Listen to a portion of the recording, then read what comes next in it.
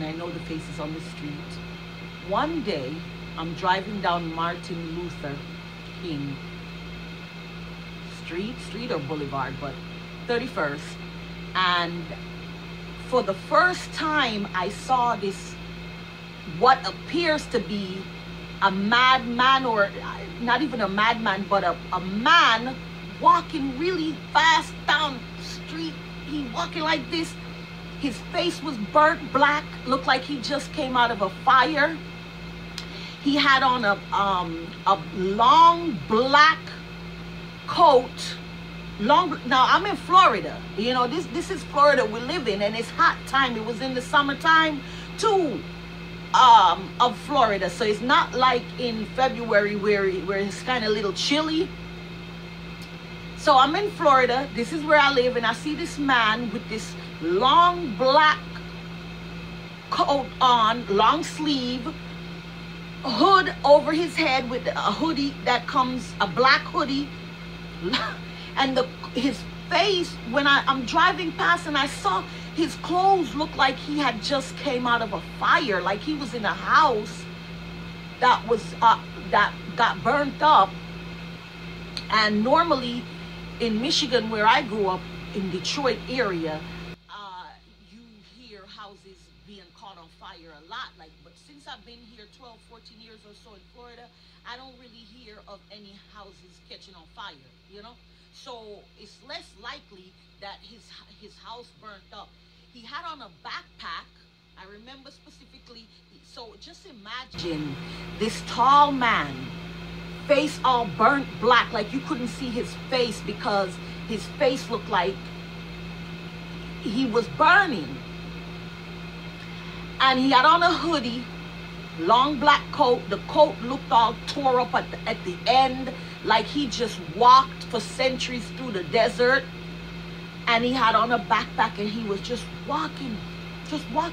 And I stepped on my brakes, but to prevent myself from having an accident. The light was approaching as well, you know, and it wasn't on red. The light was on green, so I couldn't stop. And I was like, damn, I couldn't stop. I wish the light was on red so I could stop and really have a look. But I remember as I did step on my brakes and slow down a bit and look at him, my first words came out of me was, what the fuck is that?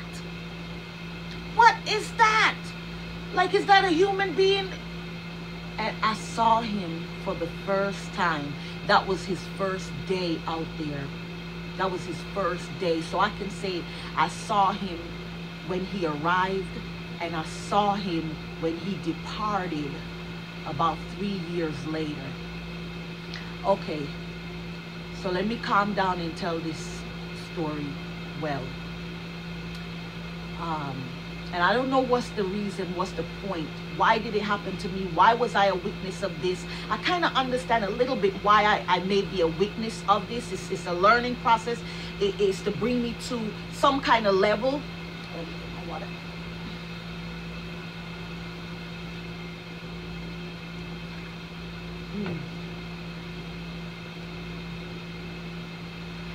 Okay.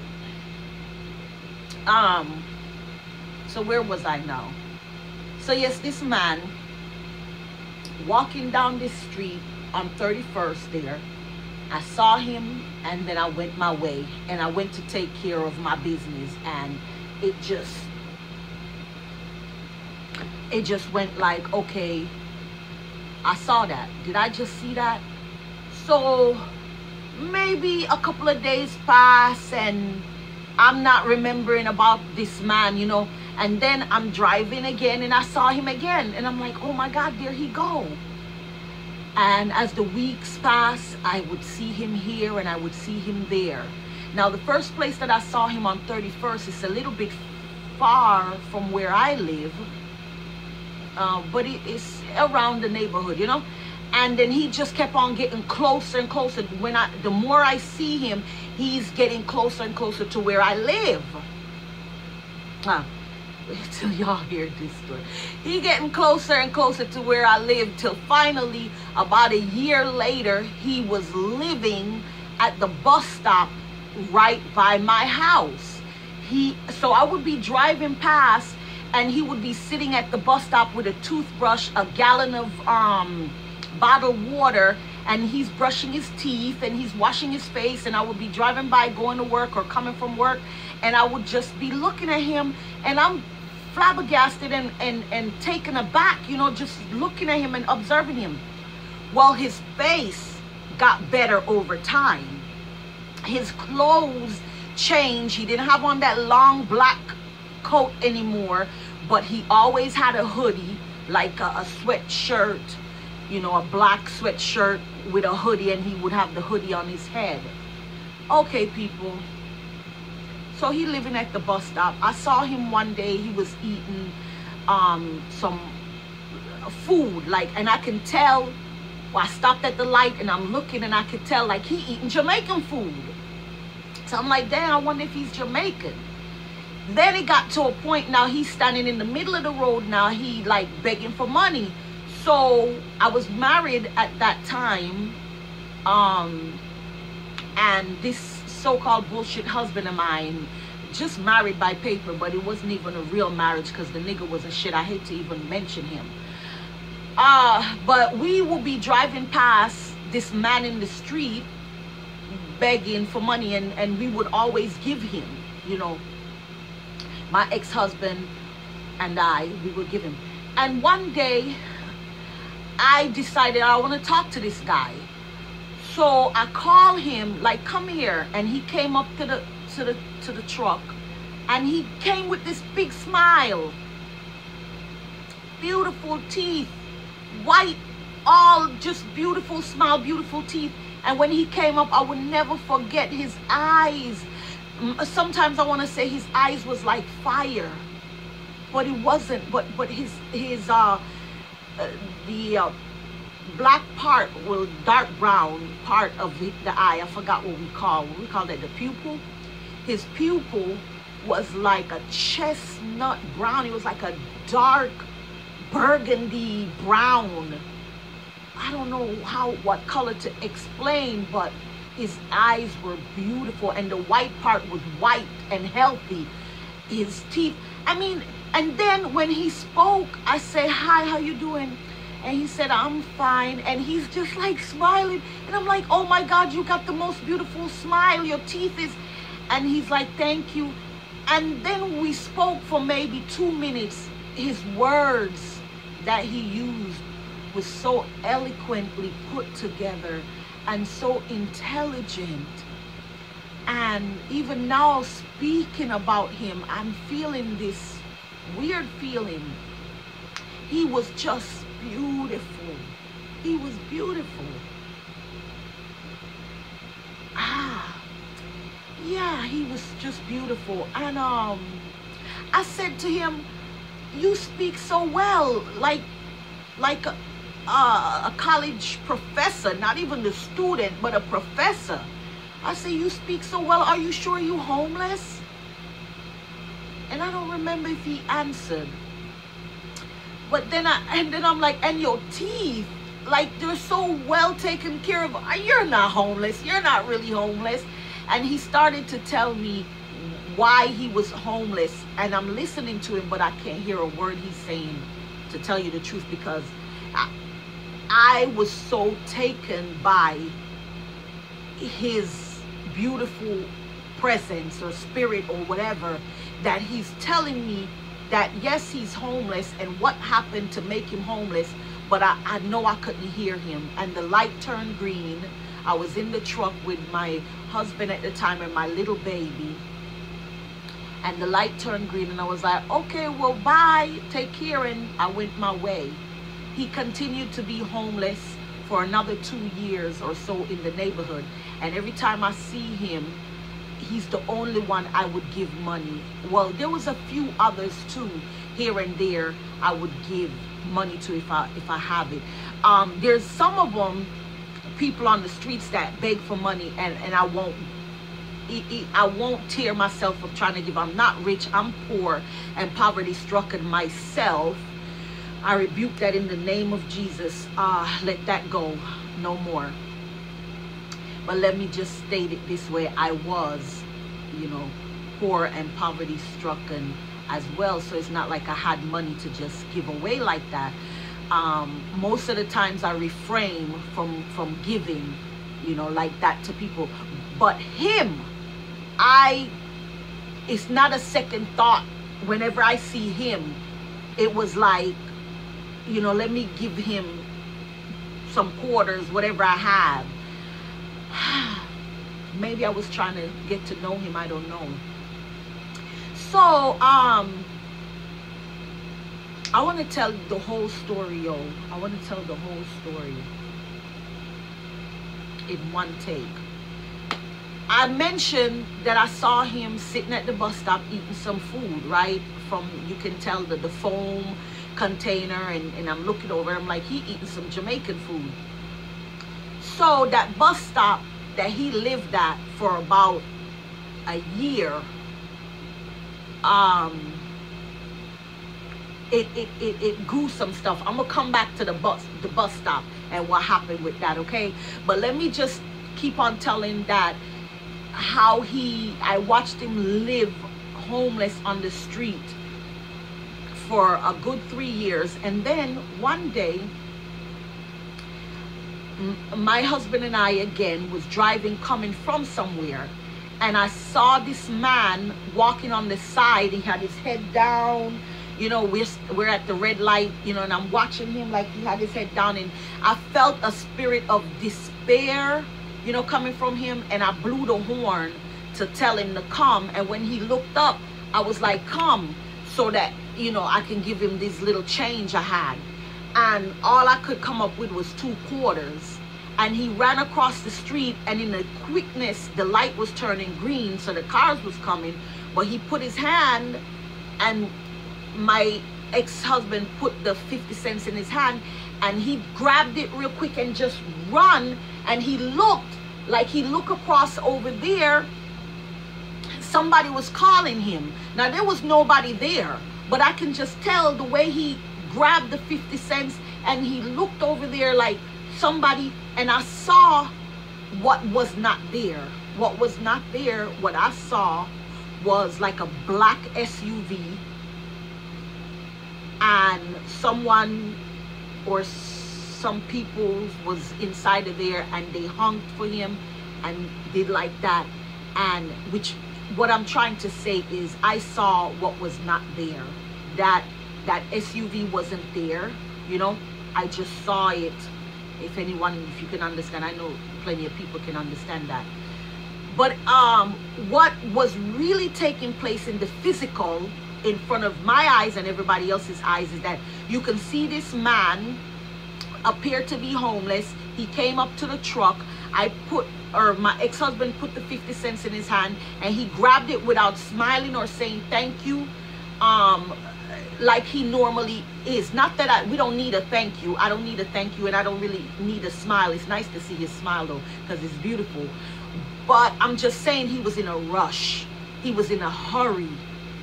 And when he grabbed it, he looked, somebody called him, and he dropped the 50 cents in the grass.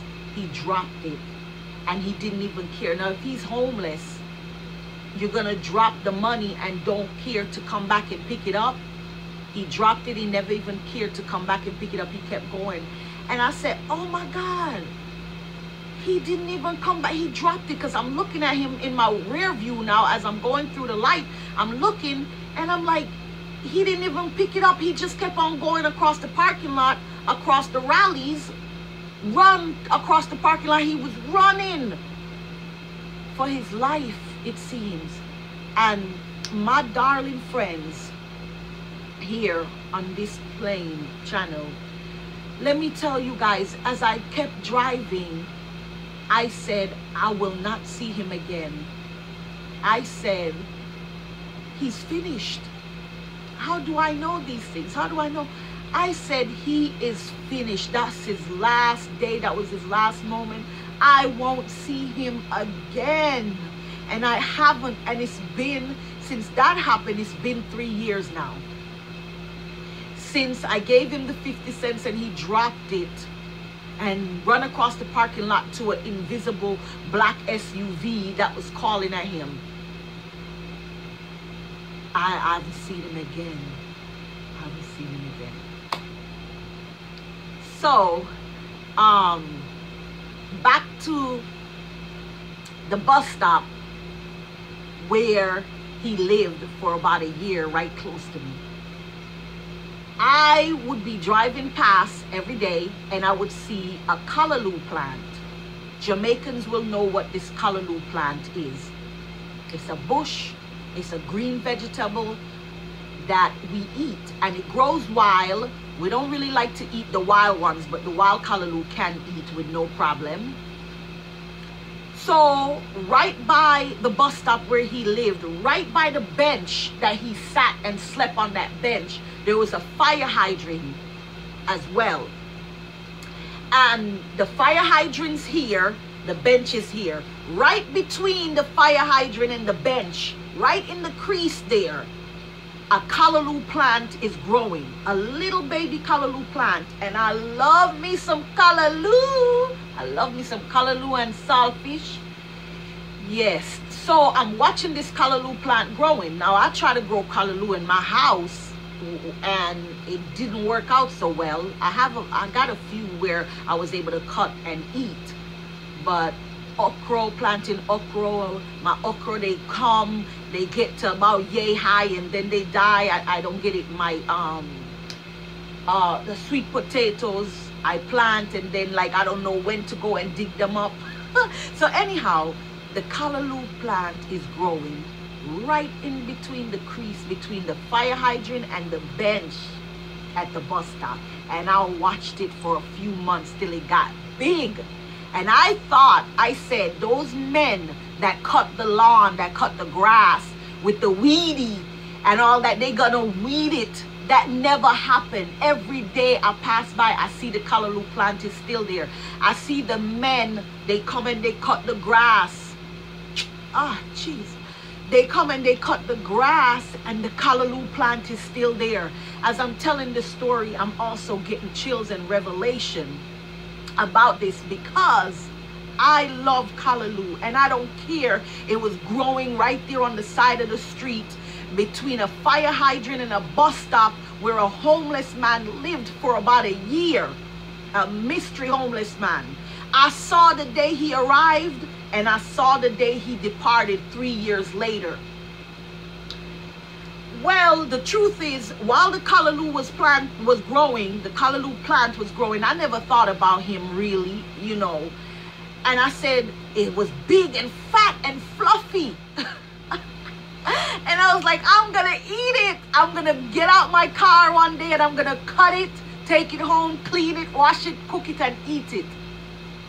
And I did. When it got to the time, I got out there, parked my car, got out, cut it down, took it home, clean it up, wash it, and I cook it, and I enjoyed that callaloo.